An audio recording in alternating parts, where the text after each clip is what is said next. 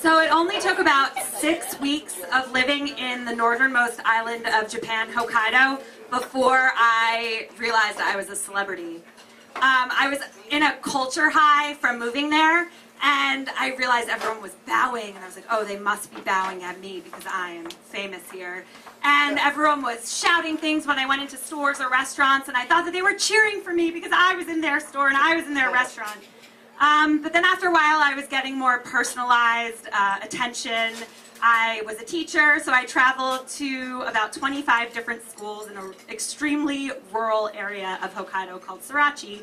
And I would arrive at these schools, and these children were screaming my name, and I would go to their class and talk about myself and where I was from, and sing them songs and show them pictures, and then they'd ask for my autograph. And I would take photos of them with their cell phone cameras, hugging, giving the peace sign. And I was like, this is it. Every single person in Hokkaido knows me because Hokkaido only has about 5% of Japan's population. And every single person knew who I was. So there was one town in particular called Yubari, which was pretty much a ghost town. It was famous a while ago for being the #1 producer of melons in Japan, but their industry died. So I would travel about 2 hours through a mountain to get to this school. Sometimes I would take 2 buses, and sometimes this man named Otomo-san would drive me there.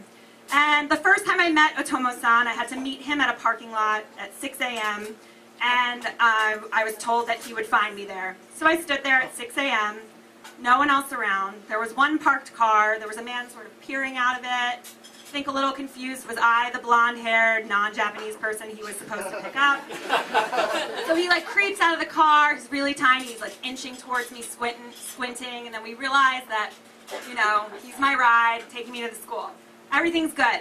We get to Yubari. I go to a new junior high school where I'm greeted by the entire student body, which is 9 students. Wow. Except that 2 of them were absent that day, so it was 7 students. So I was greeted by them. I was greeted by about 5 teachers and a handful of administrators, and then there was a camera crew. There was a cameraman, there was a sound boom mic guy, there was a giant light guy, and there were about 2 producers with notebooks, furiously taking notes. So I'm standing there in the administrative office, and I give my self-introduction in Japanese, which I had practiced over and over again, which was the formality I had to do at every single school. And after it was over, one of the producers comes up to me and in Japanese says something like, can we take your picture? Or that's what I thought he said. And I said, okay. I said in Japanese, I bowed, I was as polite as possible. And he says, next time, we'll take it next time when we come back. And I was like, okay, no problem. So I head down the hallway to the first class that I'm going to visit that day, and I turn the corner as there is a camera in my face, a boom mic up here, and a light shining in my eyes. And this entire camera crew is filming every stride as I go down this hallway. And I go into the classroom, and the camera pans and follows me into the classroom. No explanation whatsoever. So I have a class of about 3 students. And I go and I write my name on the chalkboard in English, and as I turn back around to introduce myself, the camera is this close to my face. And at lunchtime, we had lunch with the entire student body in the library, and the camera crew was there to document it all. No one seemed fazed at all that this was happening, except for me. I was convinced that I was now on a reality TV show of some sort in Hokkaido. So then, day is almost over, sitting in the break room in the teacher's lounge. I'm emailing on my cell phone because futuristic Japanese phones did that a couple years ago, before phones here did that. And I felt someone staring at me, and it was normal. I was getting stared at everywhere I went. I stuck out. I was like one of the only foreigners in the area where I lived. Fine. But I look up and I look through the window, and outside, like across the driveway, is the camera crew filming me emailing on my Japanese cell phone.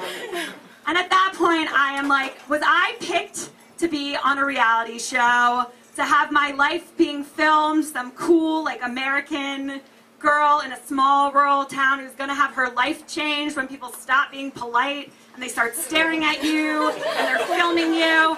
And that must have been it. So no one ever explained to me what was happening. A week later, I'm sitting at the Board of Education in my town, and my coworker, Matsuhara-san, is next to me, and he's like, Hillary, and this is in English, Hillary, you were on TV, Yubari.